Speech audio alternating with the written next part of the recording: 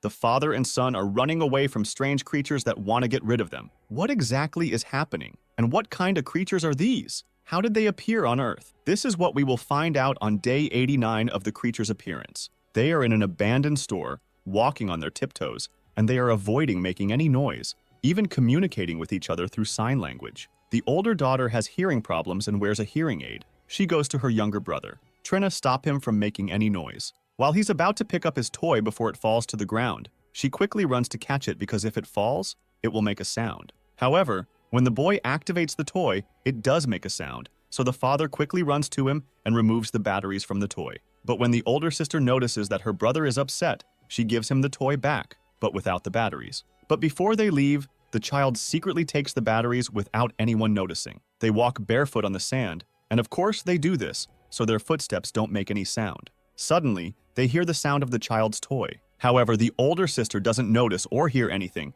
because she has her hearing aids turned off. The father quickly moves towards his younger son to save him, but we see that a strange creature comes swiftly, snatches the little boy, and kills him. Many days pass after that tragic incident. On the 472nd day of the creature's appearance, they live their lives in a very difficult way, a life without sound or speech. All their communication is through sign language. They have a room underground where the father monitors everything happening around the house. They've set up cameras throughout the house, and this room is filled with news clippings and information about the strange creature. More details about this creature. It's blind, but is drawn to people by any sound that occurs. So, as soon as someone makes any noise, it quickly detects their location and comes to eliminate them. They've only discovered the existence of 3 creatures. Every day, the father tries to contact help through the radio, scanning all the frequencies that could possibly connect to someone, but most of them don't work. Afterwards, he goes to a distant place and burns pictures of his little son because he's deeply saddened by his death. On the other side, the mother and the children preparing the room, trying to soundproof it. The mother is also preparing a wooden box and an oxygen tank, their way of life, which is almost primitive. They even eat without using plates. While the daughter and her brother are playing, they accidentally knock over a fire lamp. The father quickly catches the fire before it spreads to anything nearby. They're all very scared that the creatures might have heard the noise, but fortunately, everything passes without incident, and the creatures don't hear anything. The 473rd day of the creature's appearance. A mother, who is pregnant, taking care of herself and the baby in the simplest, most primitive ways. She is just a few days away from giving birth. At this point, it becomes clear that the soundproofing preparations and the wooden box were meant for when the baby is born. If the baby cries, the creatures won't hear it, and they can put the baby in the box. At the same time, the older daughter has a strained relationship with her father, which started after the day of her younger brother's death. The father giving her a hearing aid after fixing it for her, but she tells him that it won't work as usual, and she seems to have lost hope. He tries to encourage her not to give up and to try again, but she responds angrily, so he gives her the hearing aid and walks away. On the other side, we find the mother teaching her son as they try to continue their lives as normally as possible, despite everything that is happening around them. Afterward, the father gestures to his son to go with him for fishing, but the boy is very scared. His mother encourages him, telling him that his father will definitely protect him. As they prepare to leave, the boy says he doesn't want to go because he's afraid. At this moment, the daughter steps in and says she wants to go with her father, but he refuses, telling her that she needs to stay and help her mother. The daughter gets upset, leaves, and when she tries the hearing aid her father fixed, it still doesn't work. She gets very disappointed because she thought there was hope. She then packs her things and leaves. Meanwhile, the father and son fishing. The boy is extremely nervous about any sound, fearing the creatures. But his father reassures him that the sound of the river and water is loud enough that even if they talk, the creatures won't hear them. To prove this, the father goes to a loud waterfall and screams in front of it. He encourages his son to do the same, telling him it's safe to scream and release the negative energy inside him. The boy does so, finally feeling relieved that he can make noise without being afraid. On the other side, their mother carrying something heavy as she climbs the stairs. A nail catches on the sack she's carrying, and when she pulls it hard, the nail bends upward, becoming a hazard for anyone who might step on it. However, she doesn't notice and continues on her way. She then goes to sit in the room of her dead son and begins to cry over him. At that moment, the girl going to the place where her younger brother died. She visits it from time to time, leaving behind his toy and a picture of him. Meanwhile, the son asks his father if he still loves his sister or if he stopped loving her because of what happened. The father assures him that, of course, he loves her because she is his daughter, and what happened wasn't anyone's fault, it wasn't her fault. But the son tells him that he needs to show his love to his sister, because she believes that she is hated by her parents because of what happened and that she blames herself for her brother's death since she was the one who gave him the toy. On their way home, they encounter an old man standing beside his dead wife. It becomes clear that the strange creatures were the ones who killed her. The old man looks devastated and angry, so the father tries to calm him down, telling him not to make any noise. However, the old man can't stay silent and screams. The father quickly grabs his son and runs, hiding behind a tree to avoid the creatures that are coming toward the sound. As they hide, the father tries to cover his son's mouth to protect him. The strange creatures arrive and attack the old man, killing him. Seeing this terrifies the boy. At the same time, the mother experiencing labor pains. She rushes to get to the room where she plans to give birth, but she's so exhausted that she has to sit on the stairs, crying from the pain. Despite her exhaustion, she manages to get up and head down to the room. Unfortunately, she steps on the nail on the stairs, which makes her scream in pain as she falls, but she quickly tries to stifle her cries to avoid attracting the creatures. She struggles with the pain, not knowing what to do, but she eventually manages to pull her foot off the nail and rushes to light the red emergency lights, signaling that there is danger so her family will understand the situation. To her shock, she discovers that a creature has already entered the house and is searching for the source of the noise. She quickly hides and grabs a timer, planning her next move. Exhausted and in immense pain from both labor and the nail, she searches for a way to escape.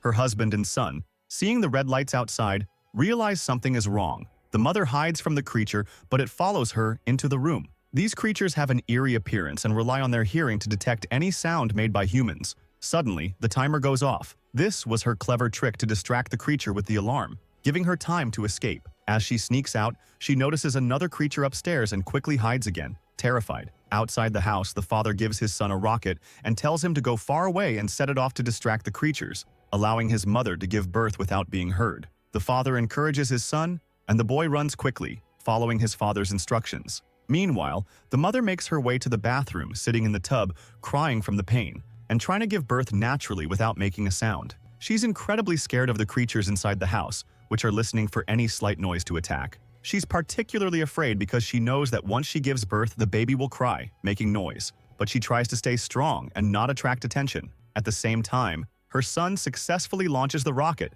and as soon as she hears it, she finally screams in relief, knowing the creatures won't hear her. The daughter sees the fireworks in the sky and realizes that her mother is giving birth. The father seizes this opportunity, grabs his rifle, and enters the house to find his wife, ready to face any creature that might appear. He follows the trail of blood on the floor, leading him to his wife. When the father enters the bathroom and finds blood in the tub but not his wife, he is shocked and assumes that the creatures have killed her. He collapses on the floor, overwhelmed with grief and despair. However, he's soon surprised to find that both his wife and their newborn are still alive. In a state of intense fear, he quickly carries them to the soundproof room. Once inside, he places the baby in the wooden box to muffle its cries and connects it to a breathing apparatus to ensure it doesn't suffocate inside the box. Meanwhile, the daughter returning to the house. Suddenly, she realizes that one of the creatures is behind her, able to hear her footsteps, but unfortunately, she neither sees nor hears it because her hearing aid is still malfunctioning. Just as the creature gets close,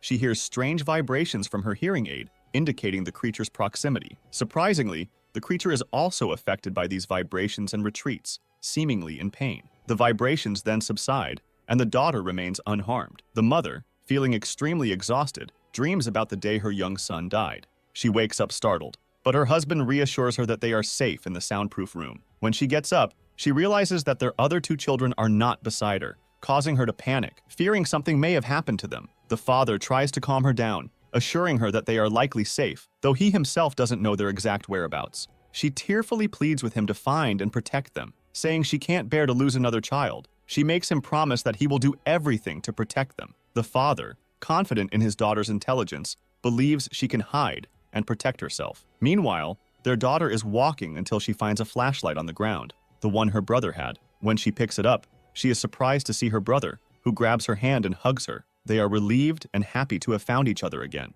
They move to a large storage area and light a fire to signal their father. Unfortunately, the fire goes out quickly, and they don't have anything else to keep it burning. The boy tries to comfort his sister, telling her that their father will come to rescue them, and indeed, their father begins searching for them. As the father searches, the water pipes break, causing water to flood the area, but he doesn't notice. He heads to the surveillance room to check on his children's whereabouts, but doesn't see them on any of the cameras. Meanwhile, the water continues to rise, eventually flooding the room where the mother is. The mother rushes to save her newborn before the water can reach the box. However, she soon realizes that one of the creatures is in the room with her. Despite her fear, she manages to grab her baby and, terrified, slowly backs away, hiding behind the falling water, hoping the sound of the water will mask their presence and keep the creature from detecting them. At the same time, the father heads to the location where he told his son to fire the rocket. He is alarmed and very worried when he discovers that his son and daughter are not there. The daughter has taken the boy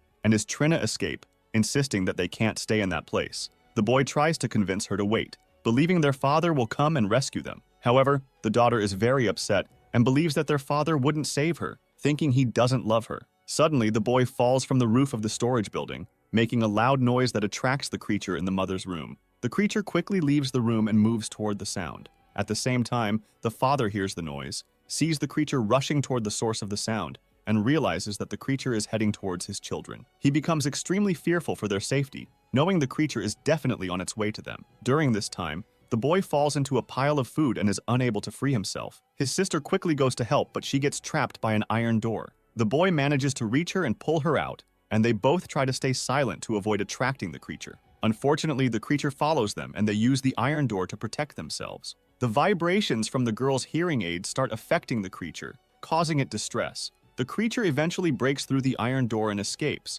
but neither the children nor the creature understand why this is happening. The girl doesn't realize that the vibrations from her hearing aid are causing the disturbance. When their father arrives, he finds them emerging from the storage room, and they are all relieved to be reunited and safe. Meanwhile, the mother, who is monitoring the screens, sees her family together and feels reassured. She instructs them to quickly hide in the car because she hears the sound of another creature nearby. The father grabs an axe and prepares to confront the creature. He is about to beat it when the creature throws him aside. The boy, fearing for his father, calls out to him, which draws the creature's attention. As usual, the hearing aid's vibrations cause the creature discomfort, but the girl turns off the hearing aid because she can't endure the pain. This allows the creature to approach them. The father, realizing the danger, decides to sacrifice himself to protect his children. He tells his daughter his final words, expressing his love for her and his commitment to always love her. The mother watches this unfold on the cameras, crying as she sees her husband's sacrifice. The father's sacrifice ensures the safety of his children, fulfilling his promise to his wife. The children return to their mother, and she embraces them, mourning the loss of their father while finding solace in being together. As the family prepares to face the creature threat, they quickly hide in the house. The mother readies the rifle to protect herself and the child, while the daughter, moved by her father's previous efforts to protect them and fix her hearing aids, realizes that the vibrations from the hearing aids are the creature's weakness. Determined, the daughter turns on her hearing aid despite the pain, using it to repel the creatures. She places the hearing aids in front of a speaker to amplify the vibrations. The creatures react to the sound, causing one of them to fall. When the creature seems to be incapacitated, they cautiously remove the hearing aids from the speaker. However, the creature suddenly attacks again. The mother swiftly uses the rifle and kills the creature, but they soon see on the screens that the gunshot has attracted more creatures. The daughter increases the volume of the speaker to broadcast the vibrations and prepare for a final defense. The mother readies the rifle to deal with the incoming threats. As they face this new wave of danger, it will reveal what initially brought the creatures to their location and their backstory, providing a deeper understanding of their presence and the peril the family faces. A flashback.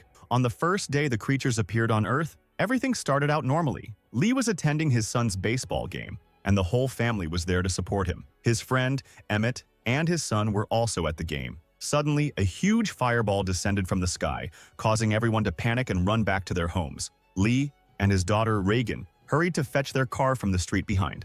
They drove to the house, and as they approached, Lear noticed police arriving and went to inquire about the situation. Suddenly, a strange creature appeared and attacked. Lee quickly ran back to his car with his daughter, who, being deaf, didn't understand why her father was so anxious. Meanwhile, Evelyn was driving the car and trying to navigate the street. Reagan saw them and ran towards them. Lee acted quickly, moving them off the road and into a nearby store to hide. An elderly man in the store was praying loudly, so he covered his mouth to silence him, realizing that the creatures were attracted to sound and not to sight. The creatures hovered around the store, unable to see them but drawn by the sounds. Suddenly, the sound of a phone ringing from a nearby girl attracted the creatures, causing them to attack the store. Lee quickly grabbed his daughter and fled, while the creatures attacked everyone inside the store. At that moment, Evelyn and her children were hiding behind a police car. They saw Lee and his daughter running, and a police officer emerged with a rifle to kill the creature. Unfortunately, the creature was unaffected by the gunfire and didn't die. On the 474th day since the incident,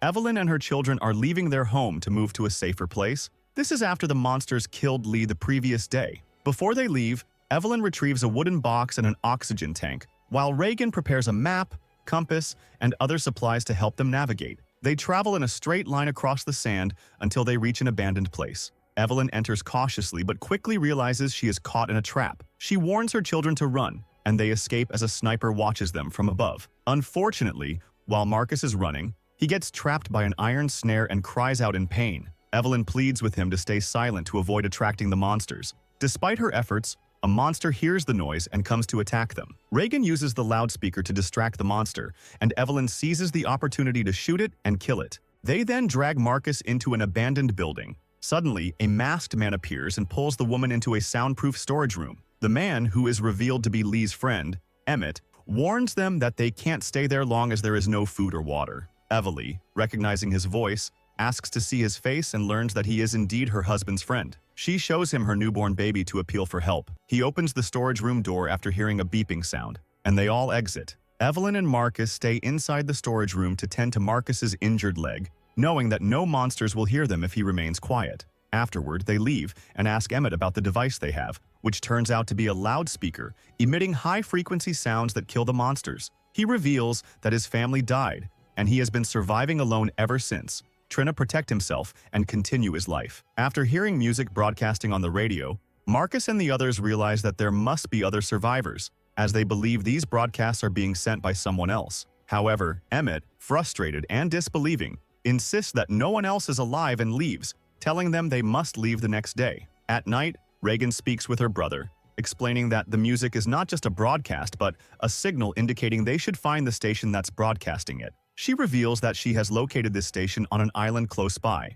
about a day's journey from their current location. They need to follow the railway tracks to reach the sea and then find a boat to take them to the island. Marcus interrupts her, insisting that she shouldn't go alone. Reagan, determined to save them all, explains that if she goes to the island, she can use the frequency to drive the monsters away, making the island safe for them. Marcus, still fearful for his sister's safety, threatens to tell their mother, which upsets her. She leaves, determined to carry out her plan. The next day, Marcus wakes up to find a note from his sister, Reagan, saying she left to help them. Evelyn, their mother, shows the note to Emmett and urges him to go after Reagan and bring her back. She tries to persuade him by reminding him of his friend Lee and the importance of helping Reagan. Meanwhile, Reagan is following the railway tracks as planned. She encounters a train and crosses to the other side, where she finds a medical kit. Unfortunately, while retrieving it, she makes noise, attracting a monster. She quickly activates the frequency from her amplifier and uses her gun to shoot the creature. However, the bullet doesn't seem to affect the monster,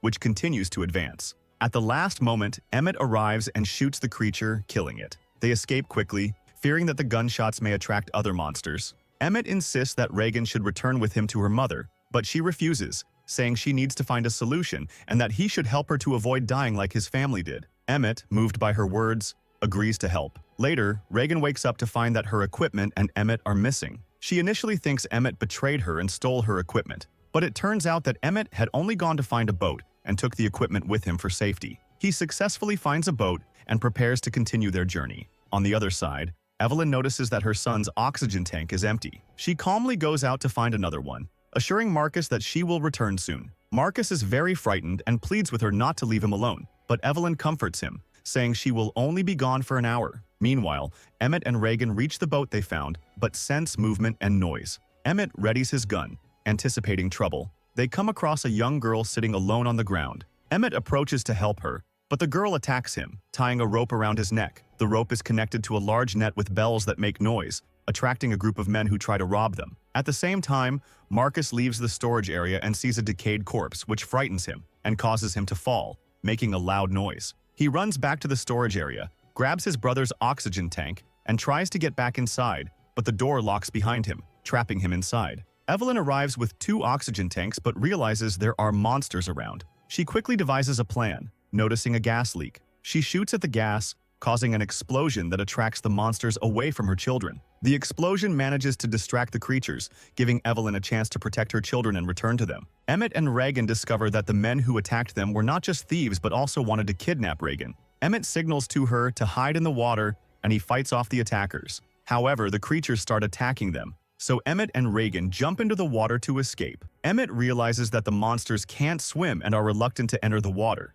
Reagan pulls the boat they found, and they manage to escape. Meanwhile, Evelyn discovers that the monsters are not affected by fire but are distracted by the water that puts out the flames. She quickly returns to her children, manages to get Marcus to safety, and treats his injuries. Reagan and Emmett finally reach the island with the radio station. To their surprise, they find a thriving community living there and are welcomed with food and water. They inform the station manager about their plan to use the frequencies from their speaker to kill all the monsters globally. The manager agrees to help them with this plan. As Emmett stands on the beach, he hears a strange sound and discovers that a monster's boat has reached the island. He tries to warn the people on the island, but the island is soon overrun with monsters. The manager helps them escape in a vehicle, but they are attacked by a monster on the way. They manage to reach the station, but the manager is killed by a monster upon arrival. Reagan and Emmett try to hide in the studio. Reagan manages to open the door but makes noise, attracting a monster. Emmett locks the door behind him to protect Reagan, while